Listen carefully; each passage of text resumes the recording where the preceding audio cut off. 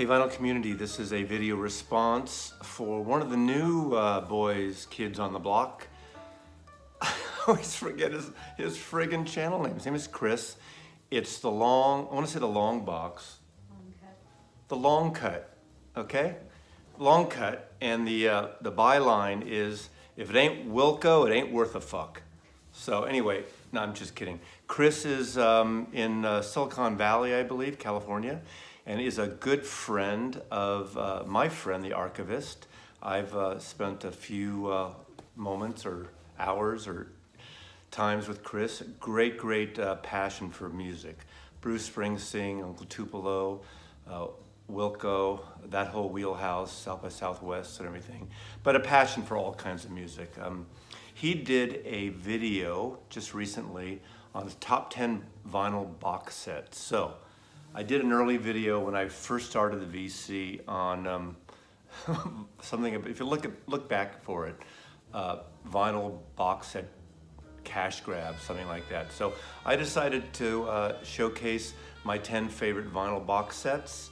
There are a lot of ways to go in this field. I know some people don't have 10 box sets because they're massive things for a collection, and the good, bad, and the ugly of them is that these kind of started, at least my opinion, during the times of CDs, when one of the first great box sets that actually sold a lot was the Robert Johnson box set that Columbia put out in the late 80s, just soon after the CDs started getting popular. That and actually Eric Clapton's Crossroads, which, think about it, they're both Robert Johnson based.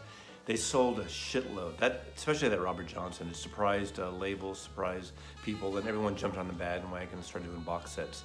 Because back in the 70s and 60s, and with vinyl, there weren't many box sets unless it was like a specific collection, but there weren't full catalog box sets. Some of these things are full or partial catalog box sets I'm going to show. I think there are a couple that are really zoom in on a specific area of that artist's work. So without further ado, and in no particular order, I'm going to start out with one of the mother loads, the heaviest one I have here, and that is the Beatles mono box. This is out of print already. The thing is, people are bitching that it's so expensive. It goes anywhere from $800 to well above $1,000 now. I think you could get it for $300 to $350 when it first came out. And it was around and available for about 4 years. And then you snooze, you lose. Obviously, I know the thing is a lot of people weren't into vinyl then, and now it is really hard to get. They also issued these records as standalones, so you could buy the standalones. You didn't have to buy the entire box, but they're hard to get now too, especially copies of Sgt. Pepper's going for well above $100 of the mono, not even original, but these were mono cut. And I'm not going to get through the whole thing, but these are all the Beatles proper albums except for Abbey Road and Let It Be, which were never issued on stereo. So it goes right up to the White Album, and yeah, so there's no Yellow Submarine either, I believe, right? Yeah, and it also has a separate disc called the Mono Masters that has all the extra tracks, singles and things that were never originally on albums from the UK perspective, plus a beautiful box. This became better as a result of the black stereo box. The American pressing that was pressed in Rainbow Records had a lot of pressing flaws. The UK edition, or the European edition, was pressed at Optimal, was better. But there were some issues, some audiophiles got all wonky. They didn't like the way it was cut and EQ'd and all that. And they were about to put out the mono box the following year, and it got delayed because of the brouhaha. People like Michael Fremer, the great from Audio Planet, wrote about that, and now it should be master tapes because those were cut from digital. This is cut from the master tapes. And the person they brought in, which was which was a smart move and an astute move, was Steve Berkowitz. And he was, or I think he still is, an important part of Sony, and so Sony Legacy was involved, like in a lot of the Byrds reissues, as well as the Bob Dylan reissues, mono and stereo. and the Miles Davis reissues that have been coming out on compact disc at the time, and then some of them on vinyl. And Steve Berkowitz had worked with, of course, now I'm going to forget his name. I'll be right back. I need to thank the researcher and archivist who is off camera researched that for me, because I totally blanked out on the name of Jeff Jones. And the connection there is Jeff Jones, for a number of years, worked for Sony Legacy Records and worked on all the great repackages and reissues of artists like the Byrds and Miles Davis and so on with Steve Berkowitz. Do you want to know the story? But it's a cool detail. So he now, or the last, I don't know, 8, 9, 10, maybe 10 years now, he's been the head of Apple Records in London. The Beatles hired him to run Apple Records. And after Neil Aspinall passed away and retired, who was a Beatles confidant and ran Apple Records for the entire history. So Jeff Jones brought in Steve Berkowitz, and they did this great mono set. So I'm not going to say anything about that. It'd be great to find these records if you don't find original tube or solid state cuts in the blue boxes and things.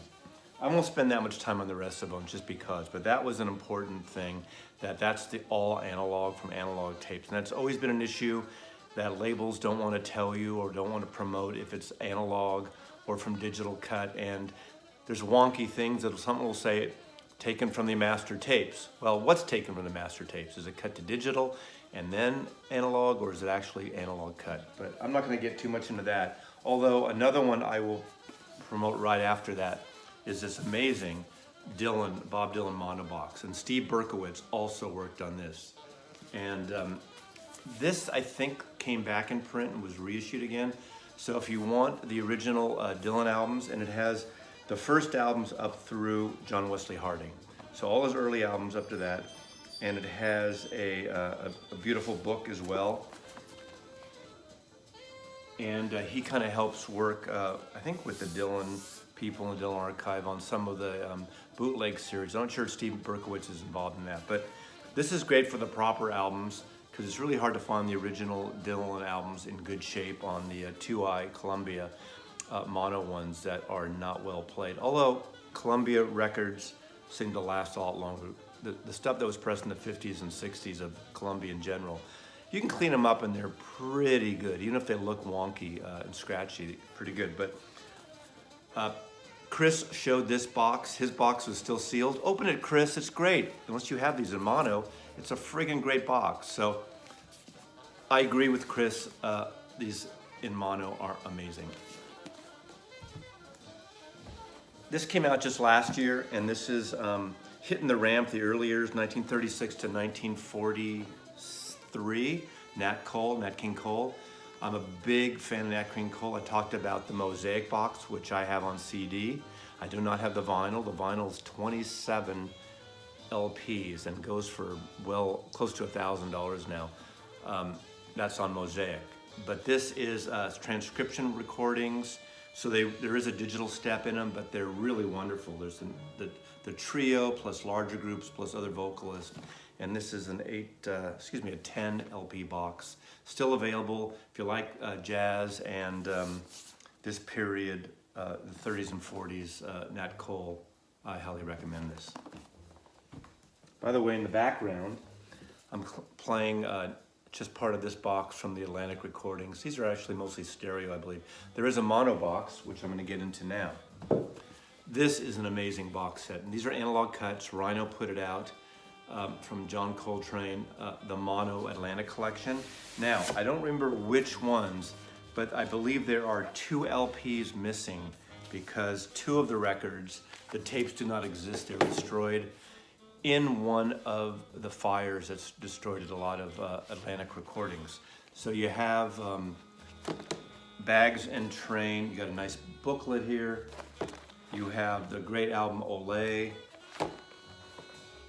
Coltrane Plays the Blues, one of my favorites. Giant Steps, again, another favorite of mine. But the Atlantic years are great. Before he really got into the spiritual jazz, this is with Don Cherry. This is a little out there too. But great stuff. And it has a special separate EP of the Legacy, which has some, I think, recordings that were in mono that were unreleased or alternate takes. Plus a 45. Oh, actually, this is a kind of cool promo I got at the time from the label. John Coltrane mono matches. You didn't know that matches came in mono or stereo, right? So a lot of people are really into the mono match, a way to light your fire in mono.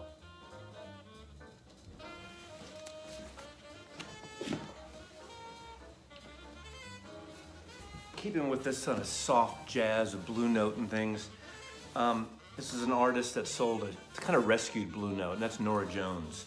Norah Jones, jazzy, piano, soulful, happens to be one of the daughters of Ravi Shankar. And this came out, Analog Productions put this out, and to some people this stuff's really schmaltzy. Obviously it has the first album that just came out of nowhere and sold probably more than any album at the time. Come Fly Away With Me.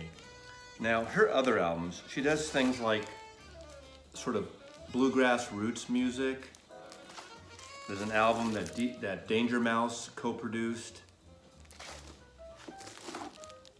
These are amazing analog cuts. They're really, really beautiful audiophile pressings and really sweet albums. Great voice, great piano player. Probably you know her music. This was some covers she did as an extra track. Johnny Cash, Patsy Cline, Bob Dylan, Everly Brothers, Graham Parsons, Wilco cover here, and that's Norah Jones.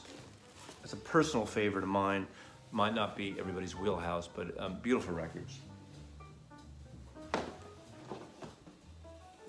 Couldn't get through this without doing a Grateful Dead. I'm counting these as one. These are the 1969 Record Store Day releases of the Fillmore West 1969. These are the recordings that ended up making, that were turned into Live Dead, the orange-covered Warner Brothers album that came out in 1969, which was the full album, first album the Grateful Dead released that was an all-live album. It was at Oxymoxa that had live recordings mixed in with studio, but that was an all-live album. These are brilliant records, 2 volumes from the, this is the February 28th show, this is the February 27th show. Rhino Records, Grateful Dead.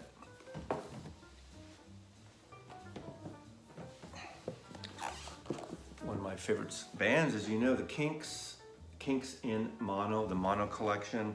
Andrew Sandoval helped to curate this set, and it has everything up through Arthur, their first albums up through Arthur, plus the Black Album, which only came out in the UK, which was singles and sort of alternate things. This is kind of a cool collection, almost like a good comp.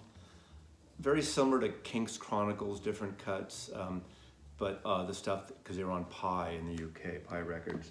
I would say the only one, this is my favorite album by the Kinks, and this works better in stereo. So I never knew this actually came out in mono, because it was 1969, which is pretty late to do a mono mix. And it has also a nice book. And these sound wonderful. Kinks albums are not audiophile wonders, but they sound pretty darn good. Kinks, here are the records that are on there. The mono collection. Showing something a little different. Red House Painters, Mark Koselleck's project. This has Down Colorful Hill, Red House Painters, and Ocean Beach on 4AD. This was a box set that came out about 5 years ago, I believe, give or take. And they were beautiful covers. The great covers designed by Vaughn Oliver and V23, which was his design firm. He just passed away. I did a feature on Vaughn Oliver's artwork. Very moody, dirgy, sleepy music. Great night or early morning music. This is one of my favorites right here.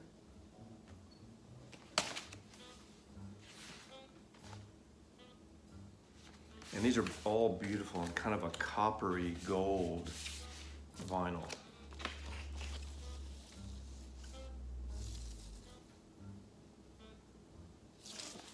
They were based in San Francisco, I think mostly in the Mission District. I saw them a few times. Mark Kozlak went on to work to become a member or a founding member of Sun Moon Kill. Is it Sun Moon Kill? Kill Moon Sun? Sun Moon Kill? Yeah, one of those. He's worked on a lot of collaborative records. He just puts out a lot of records, a lot of Christmas records. Stuff's moody, little beat poetry, experimental, ambient. He also played the bass player in the movie about the groupies and the Rolling Stone reporter that Cameron Crowe directed. He played the bass player in that band. So he does a little acting here and there. And he has a couple of songs, or one or two songs, on the soundtrack to Vanilla Sky as well. So, here you go. Now, this is a two-parter, 2 boxes, just because I got these about 2 years before Tom Petty passed away. And these are all analog. There's 2 different volumes. There's the first part of his career from ABC Records through MCA on.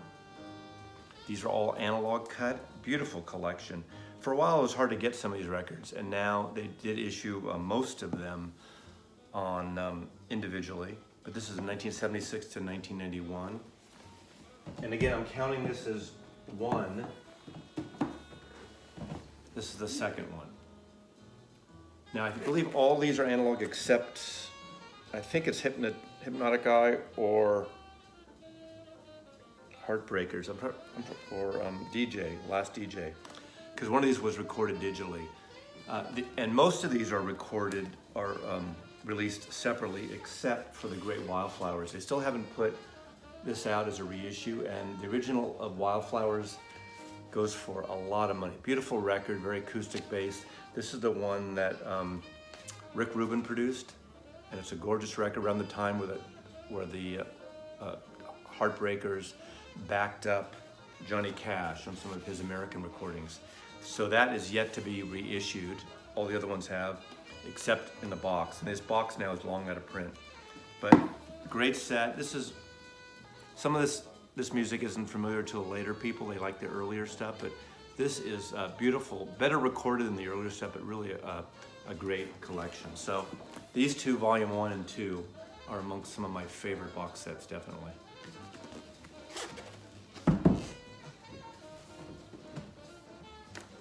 Keeping with mono, Rolling Stones mono, APCO did a pretty good job with this. The Stones, their earlier albums up through Beggar's Banquet were on APCO, were Alan Klein's company. And after that, they switched. They went to Atlantic and part of the Warner Group. So that's a separate thing. These are, to me, amongst my favorite Rolling Stones albums. Beggar's Banquet is my favorite Rolling Stones album. I'm not going to show you the covers. You know them all. But what's great about this set, they're from the UK versions. Well, actually, they have both. They both have the UK and the American versions. So, for instance, Aftermath, if I have it here, yeah. I think it was really brilliant and smart for collectors. They have both versions of Aftermath. They have the American, which is this one. The track lists are slightly different, and then the UK version. If you're interested in, I love this cover. Great. Andrew Loog Oldham. But, and there's, of course, there's a book and everything else. They do have, Majesty's Request, it doesn't have the 3D cover, but they did reissue that with it recently, so, and a great book inside.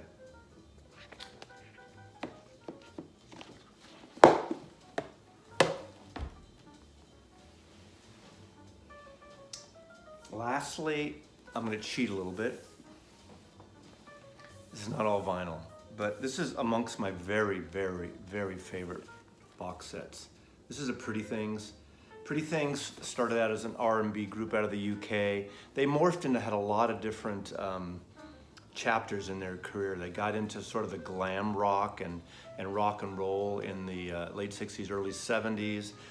Actually, in 1967, they put out SF Sorrow, which some consider the first rock opera. So that was very psychedelic. So they were from garage to R&B to psychedelic to glam rock a little bit. This is mostly compact disc, although there are some 45s in here. And this is one of the most elaborate, beautiful boxes I have. When they came back in the 70s, they were signed to, Jimmy Page is a big fan of the Pretty Things. A lot of people don't know their name, but their records are great if you can find them. There's been reissues and things, but even originals, a lot of great singles, comps, obviously a lot of great compact disc comps too.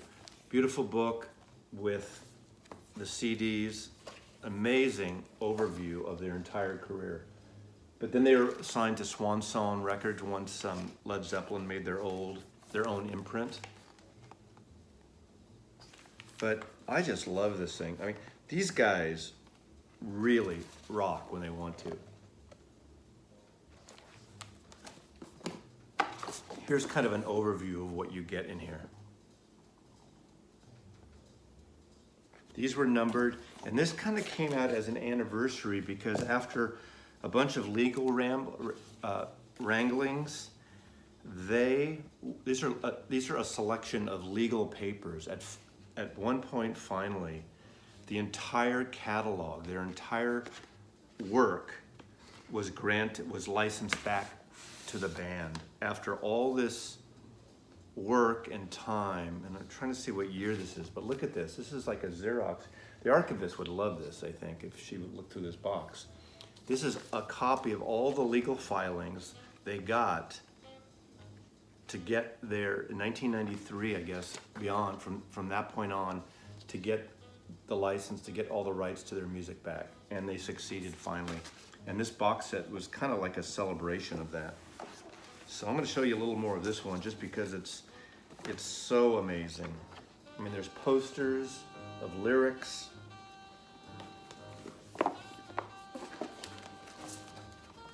There's several books. I'm not going to open that up, but this is a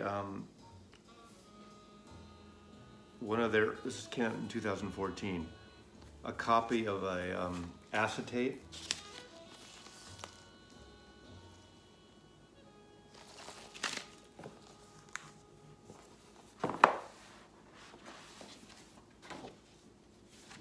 More artwork. And of course, all the CDs in their individual covers. This is their glam year in a way, rock and roll year, when they were on the Led Zeppelin Swan Song records. Early R&B, rock and roll. One of their more famous albums, Parachute. And of course the one that everybody who's into psychedelic knows is SF Sorrow, that predates the Tommy's Who and is a brilliant album.